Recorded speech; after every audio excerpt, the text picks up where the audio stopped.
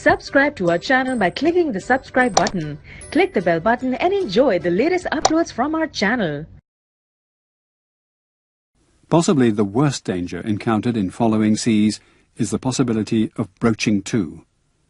Broaching to occurs once the ship enters the surf riding condition, when it accelerates down the downslope of a wave and loses steerage. Great rotational momentum exposes her broadside to beam seas, and there can be instantaneous capsize. When surf riding, propeller revolutions no longer have a bearing on the ship's forward speed. The researchers identified the surf riding zone, again dependent on ship speed and angle of encounter, and again the safest course of action is to reduce speed. Thus, with both head seas and following seas, the best way to lessen their dangers is to reduce ship speed.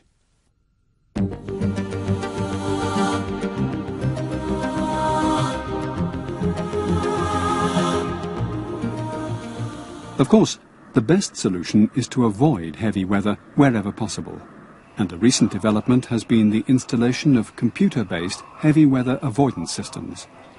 These may be particularly beneficial on container ships, where the high stacking can limit visibility of the bow area and could delay the crew's awareness of the forces acting on the ship.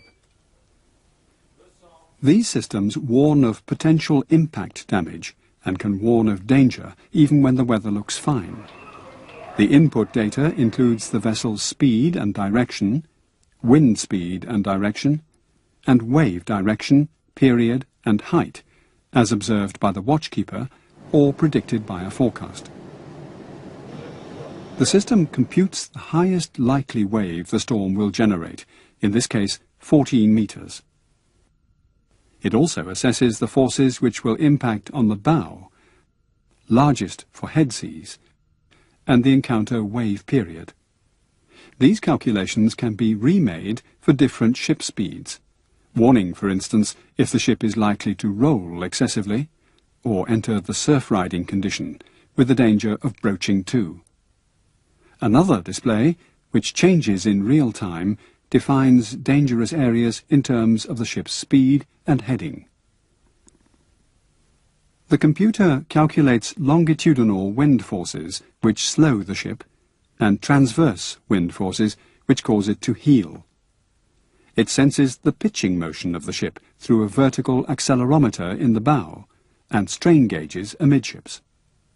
This is how the ship behaved on meeting a freak wave, a sudden upward acceleration followed by a shuddering downward acceleration.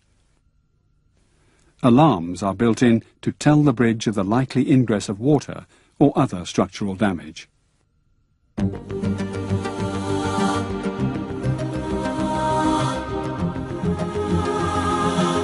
Areas of frequent fog are well documented, particularly in the Admiralty ocean routing charts and other similar publications.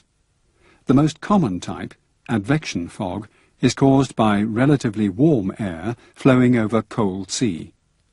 Knowing that the sea surface temperature usually has a diurnal variation of half a degree or less, there is a reasonable chance of predicting fog by measuring the air temperature and relative humidity, and knowing the dew point and wind direction.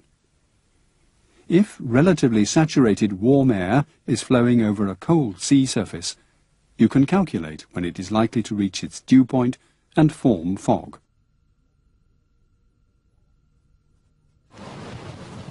Once you encounter fog, there are two very important courses of action. Firstly, the ship must proceed at a safe speed, which means slowing down. This is not just to reduce the risk of collision, but because, should there be a collision, the amount of damage is proportional to the square of the impact speed. Halve your speed and you could reduce potential damage by 3/4. In legal proceedings arising from damage claims, the courts have always been highly critical of excessive speed. Secondly, sound the proper signals, but be aware that audible signals often distort in fog, and the direction they come from is not clear. Of course, a very careful radar watch is essential.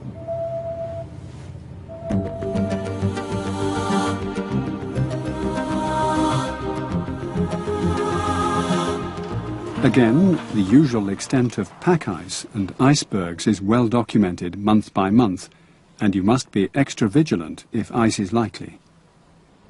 In some areas, ice occurs where there is often fog.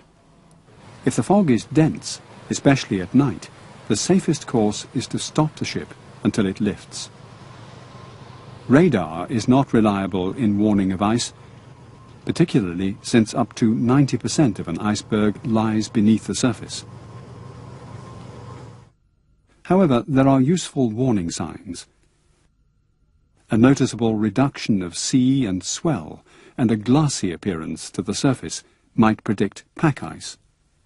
Providing the ship is not in a known cold current, a sea surface temperature of 1 degree Celsius might warn of an approaching ice edge. And visually, ice blink, a characteristic glare near the horizon, indicates ice. In the North Atlantic, the position of bergs is tracked by the US and Canadian authorities. Should a master see a berg not mentioned in these communications, he has an obligation to report it. Ice which forms on the ship's superstructure will affect weight distribution, and if it forms very rapidly, poses a threat to stability. The conditions giving rise to this are an air temperature of -2 degrees Celsius or less, the ship in heavy seas, strong to gale force winds, freezing rain or snow.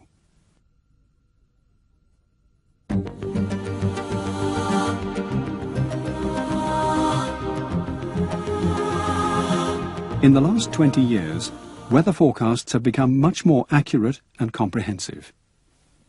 Even so, hazardous weather still presents a danger to shipping, wherever you sail. The number of weather-related incidents and casualties remains unacceptably high, as do the number of incidents involving pollution. With the trend towards totally enclosed bridges, it becomes even harder for the seafarer to experience changes in the weather at first hand. So you need to understand how forecasts are prepared and how to make best use of the technology on board, including computer-based heavy weather avoidance systems, if fitted. Only then can you help ensure a safe passage for your ship, your fellow seafarers, passengers and cargo.